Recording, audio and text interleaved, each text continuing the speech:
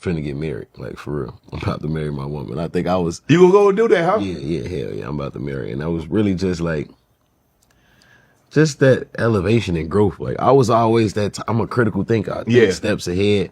I ain't want to get married till I could afford a ring that costs $300,000. Yeah, damn. A wedding that's $1 million, like shit like that. Like I was always on that type of time. Yeah. Like, I always envisioned myself to have that. You feel me? It's like I kind of cut my relationship short because she didn't even want that, like need all that. That's what I was on. Like, let me go That's get what you the money. wanted. Let me go get the money, do this and do that, and get in the comfortable space where it's like, all right, I could do it right. You know, big weddings are to impress other people.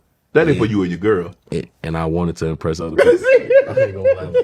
I did, but it was still like for her too though, because when a woman feel that, it's like you don't get to experience that again. You know what I'm saying? Like you only get one life. You only get one real dream wedding and shit like that. You feel what I'm saying? But like where I am right now though, like I can't wait to marry my girl. So that's soon we get what we talking about a year, 2 years? Yeah, for sure. Hell yeah. I'm ready to like. You ready to do that thing now? You seem geek right now. I mean, you set up in the chair with that one. I'm ready to get on one knee right now. I'm ready to go home and propose. I'm ready for commitment, Harry. First time I set eyes on Mary Swanson, I just got that old-fashioned romantic feeling where I'd do anything to bone her.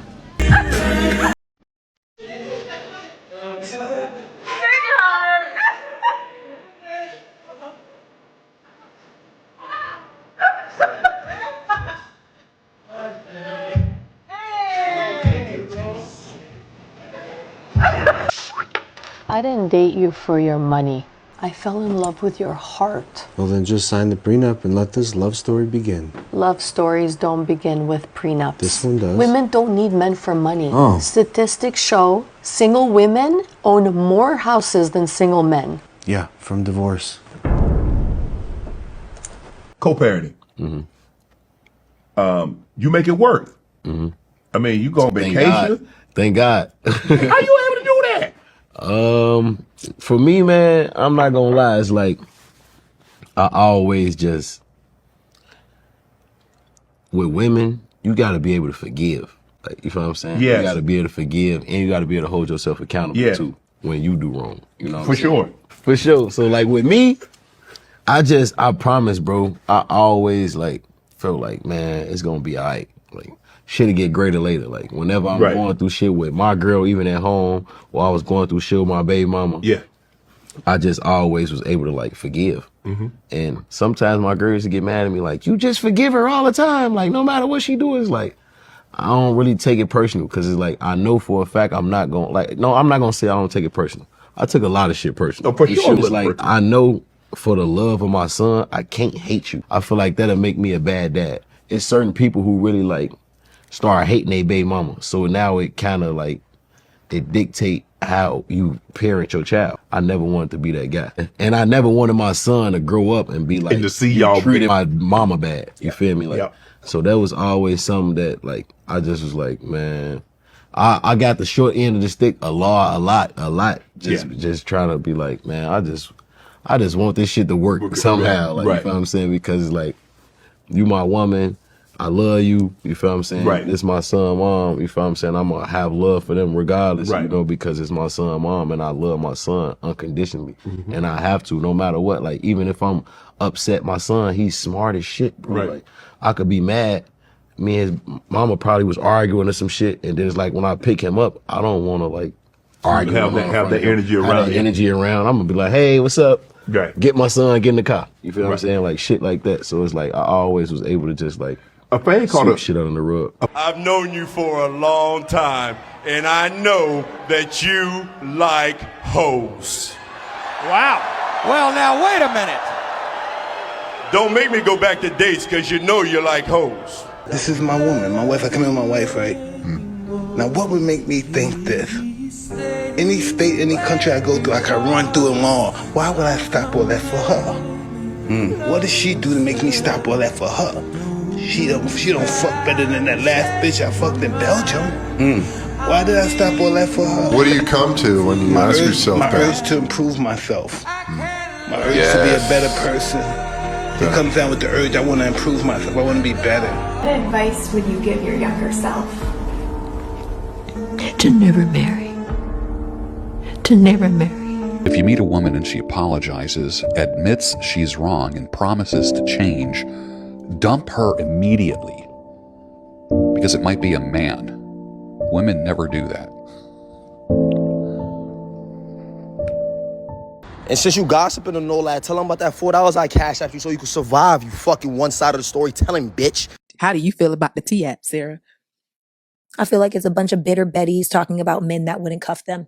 That's what I think. I think the T-app is for women that have been tooted and booted, and they are mad now that they've been booted. That's not actually what they wanted. And so they go on there and probably spew information. And the other funny part is men are so different. If men were to have an app like that, it'd be like, did she smash? Like, did she go first night? Like, that's what men want to know. Men don't care about her character. Did she nurture you? Because those women have men already. They wouldn't be on the T on Me app, right? So I think that it's a damn good thing that men don't tell the truth about women the same way women lie about men. Major shout out to Azar over at The Truth After Dark. She was talking about the Love Island and they broke up, and the guy was on their podcast, but the girl was on another podcast talking about how he had a small P, about how he's whack, how he's this. She was saying all these things. And when he got on their podcast, he was like, nah, man, it's all love. Like, she tried to be friends, but I'm not going for it. You know, like, he didn't have anything negative to say. And so for me, it just goes to show the difference between men and women, and how women are like so vindictive and catty they can be. And men are like, they don't care. They want to know, is she going or not? Like, that's really the extent of what a man wants to know. I love some pussy before I go.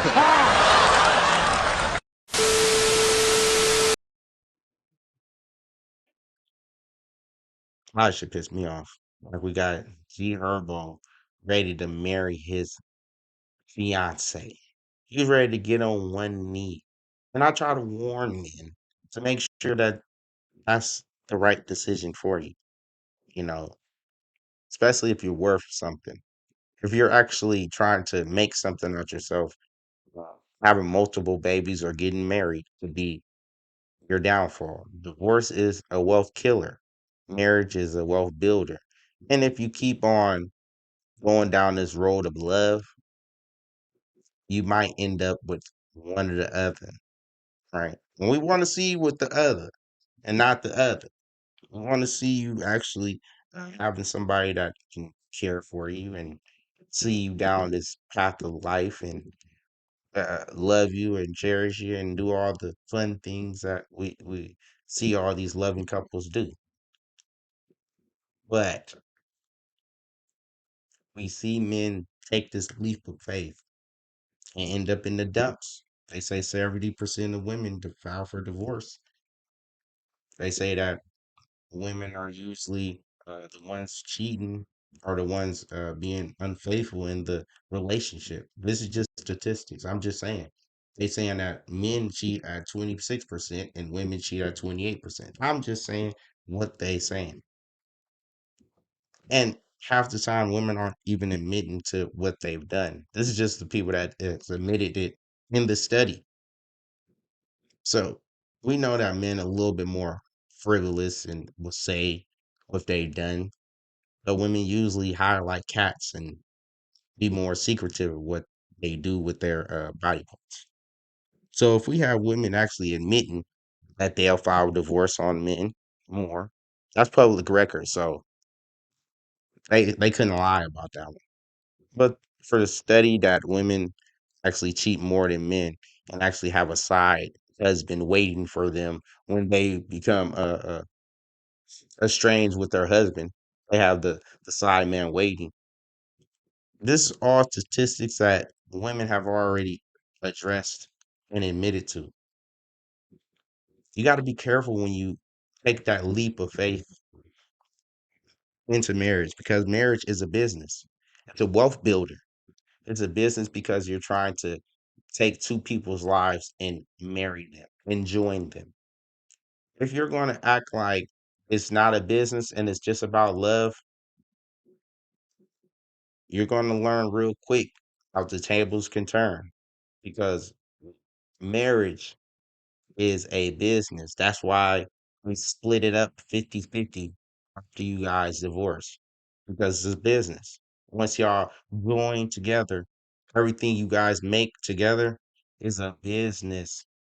It's a business to build wealth. And if you're not trying to do it correctly, if you split with your business partner, y'all got to sell assets. Y'all got to split up the business 50-50. That's why they say that. Y'all need to split up the kids 50-50. That's why this happens in divorces. This is a business plan. If you're not ready to have a business with this person that you're marrying, don't marry. It is what it is, man. Silence acceptance, we ain't having it. Like, comment, subscribe.